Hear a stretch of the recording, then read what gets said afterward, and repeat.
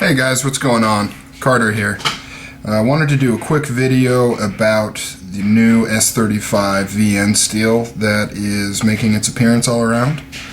Especially a lot of people are comparing it to S30v. So here we have an S30v blade and an S30vn blade, and then just some eye candy right here.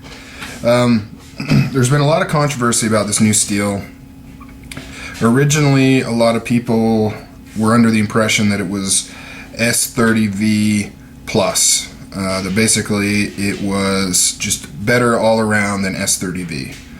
And then some people started saying it's pretty much the same, only slightly better in maybe toughness or edge retention. And now I'm hearing a lot of people saying that it's a little bit worse than S30v, clear to it's a lot worse than S30v, and being on par with 8CR13 MOV, or possibly even worse than 8CR13 MOV. Here's the way I look at it based on what I've researched. And I'm not a huge metal guy, just because in my mind it always seems like it's a give and take. You know, it's a scale. You gain hardness, but you become a little more brittle and you're a little less tough. Or you have higher toughness and impact resistance and resistance against chipping, but you're a little softer and your edge might roll, or you'll lose your edge quicker. But in my mind, as long as it's a well heat treated 440C or anything better, I'm fine with it. Of course, I like getting into some of the more exotic steels coming out and things like that, but it's not a deal breaker. So I'm fine with the S35vn, according to what I've read. But here's how I look at it. In my mind, S35vn is meant to be a medium, happy area between 154cm and S30v, because there's still a lot of people out there that prefer 154cm, especially a lot of the Emerson guys. They like the fact that it's a little softer, it's easier to sharpen, less likely to chip and things like that.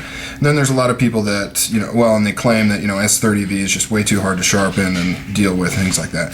And then there's the opposite, S30v people who believe that 154cm is way too soft, it's an older steel, it's just not a high performance steel, so on and so forth. So I kind of look at S35vn as meeting in the middle. From what I can tell, it seems to be a little softer than S30v, so it is more likely to roll the edge as opposed to chip, but that means it'll also lose its edge a little quicker. But it does seem to be harder and have better edge retention than 154cm.